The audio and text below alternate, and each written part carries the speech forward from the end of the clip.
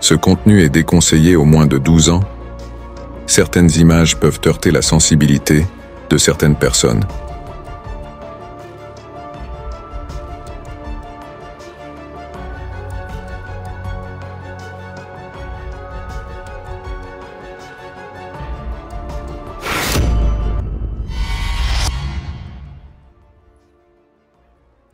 Yo tout le monde, c'est Nuglio. Aujourd'hui, on se retrouve pour une nouvelle vidéo. Une vidéo particulière, on se retrouve pour le premier épisode officiel de mes dossiers paranormaux. Aujourd'hui, dans cette vidéo, dans ce premier épisode d'une ribambelle de belles vidéos sur le paranormal, on va parler d'un cas qui a été, pour moi, un cas très particulier qui a beaucoup fait parler. Je vais vous révéler tout ça après le générique. C'est parti.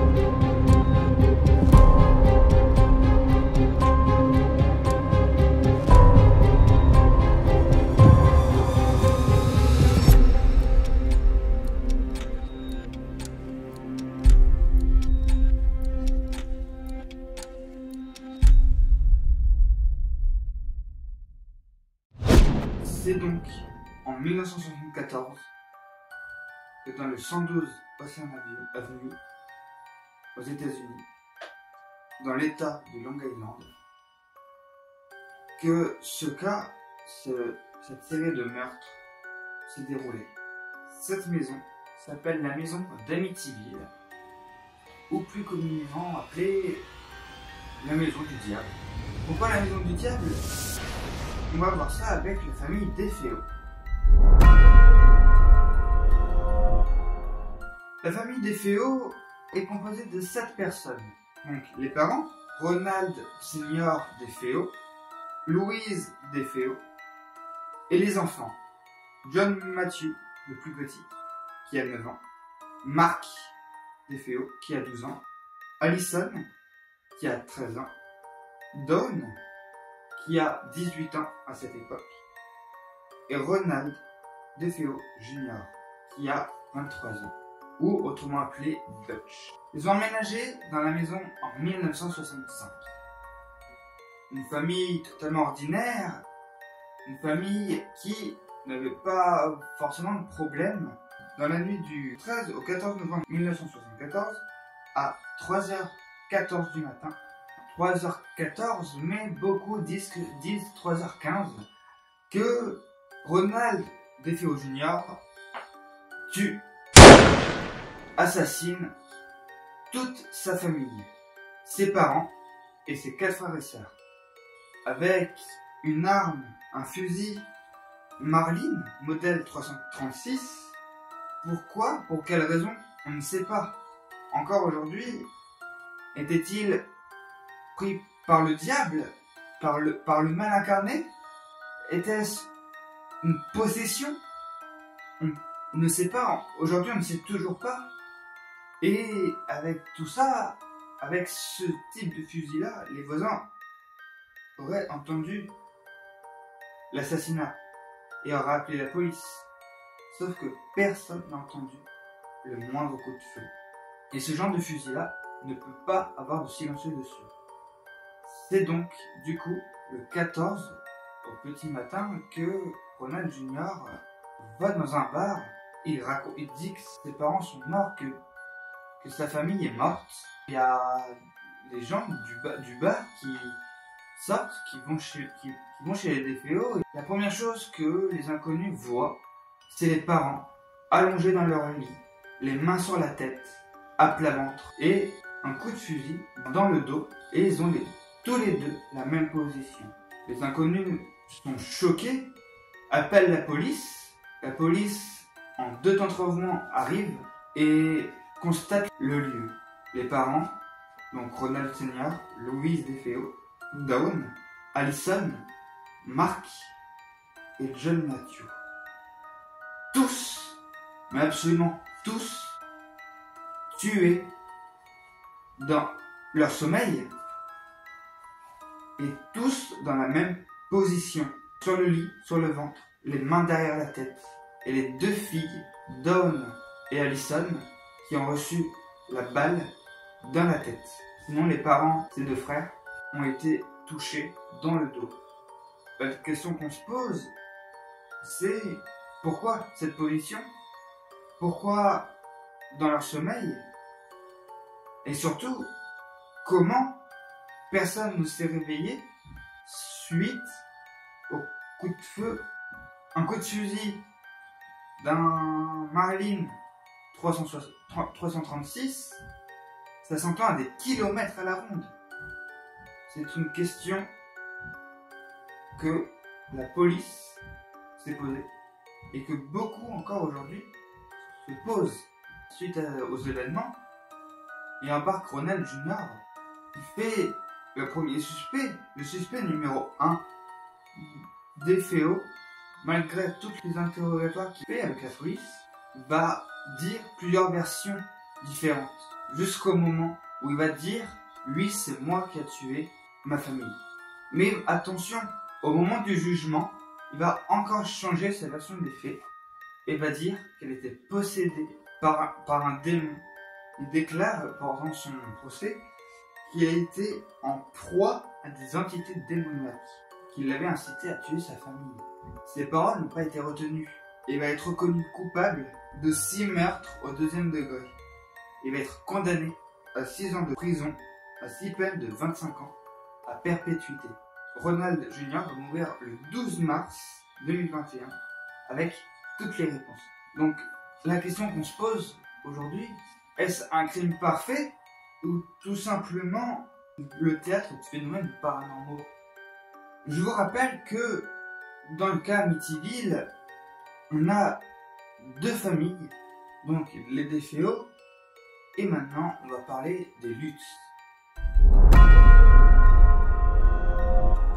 Les Lutz emménagent en 1975, précisément en décembre 1975, ils achètent la maison.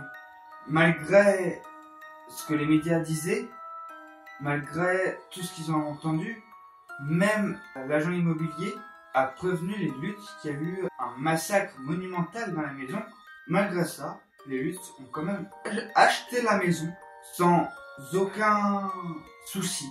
Mais malheureusement, leur séjour a été vraiment raccourci à 28 jours.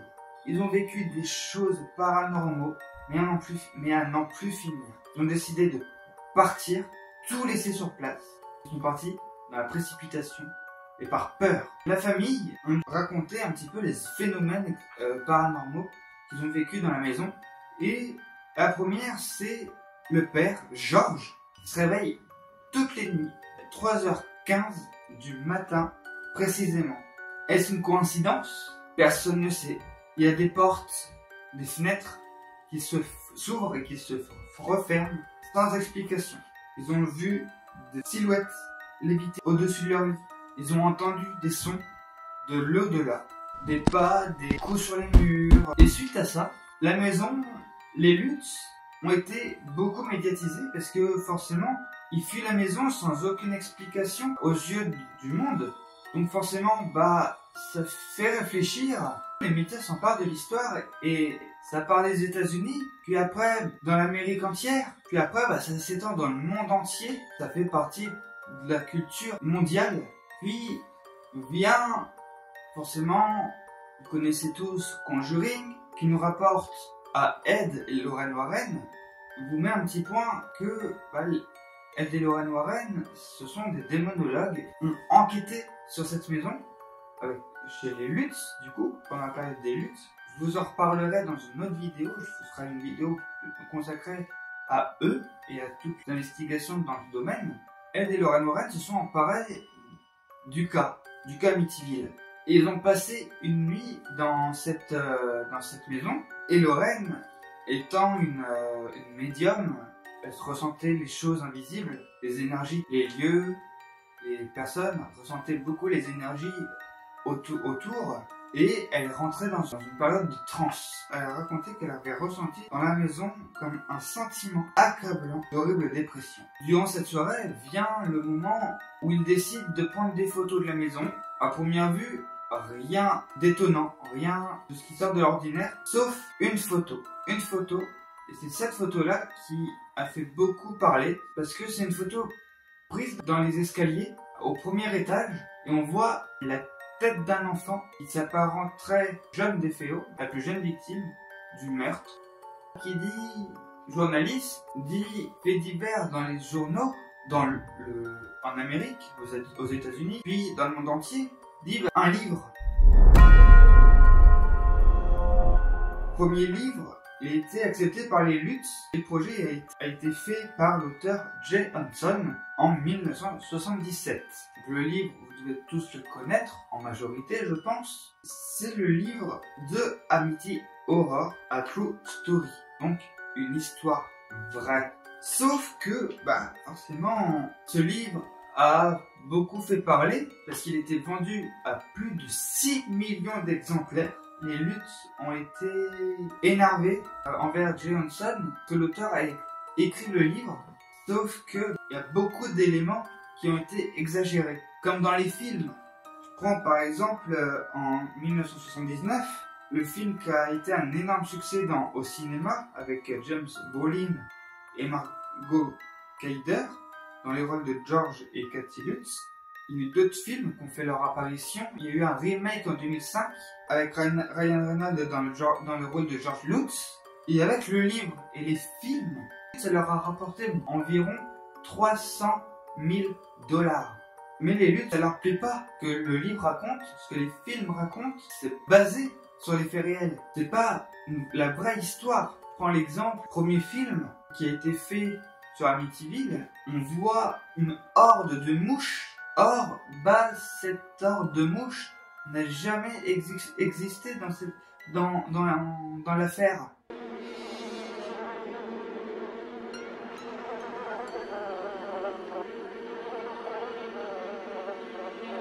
God's peace in this house.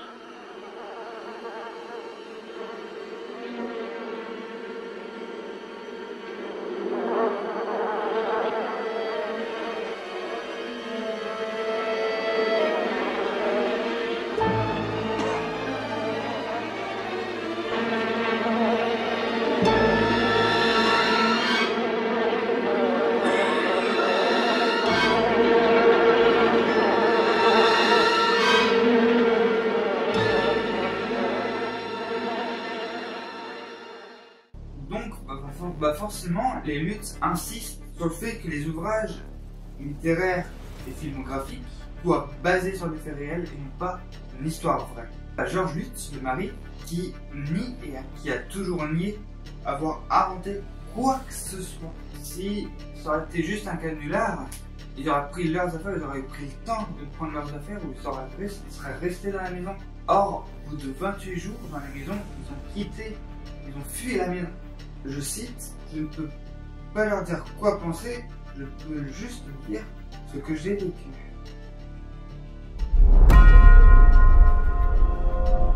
Après les Lutz, La maison a été remise en vente. Il y a eu plusieurs familles qui ont vécu dans cette maison et n'ont jamais signalé quoi que ce soit de paranormal, de choses étranges, inexplicables. Vient un peu plus tard la famille Cromarty qui a vécu 10 ans dans la demeure. Hormis des gens curieux, rien d'étrange, de surnaturel. Le couple Cromarty, ils vont finalement poursuivre les luttes pour 1,1 million de dollars, dommages et intérêts pour fraude. Parce que pour les Cromarty, toute cette histoire de phénomènes paranormaux, c'est d'une pure supercherie. Je vais donc du coup partager un petit peu mon point de vue, changement d'ambiance. Mon point de vue par rapport à ce cas, à ce fait divers avec beaucoup de questions sans réponse, est assez bizarre, très étrange. Il y a eu beaucoup de faits qui se sont déroulés après ce massacre, cet assassinat. Encore aujourd'hui, on en parle encore du cas Amityville. Quelles sont les réponses? Malheureusement, Ronald Jr. est parti en 2021 avec toutes les réponses. On aurait bien voulu avoir les réponses à nos questions. Pour moi, qu'on appelle un crime parfait pour le cas des DFO. Pour les Lutz, était-ce une supercherie? Était-ce une histoire vraie au final? On ne saura jamais. C'est pour ça que j'ai fait cette première vidéo sur Amityville, parce que c'est un incontournable de paranormal. Pour moi, cette histoire est juste folle. Elle est juste inexplicable. Le monde de l'invisible est étrange, et parfois on a envie d'avoir des réponses. C'est pourquoi je vous pose cette question. Ce cas, le cas Amityville, était-ce une supercherie ou juste une question vraie? C'était Nucleo, à bientôt.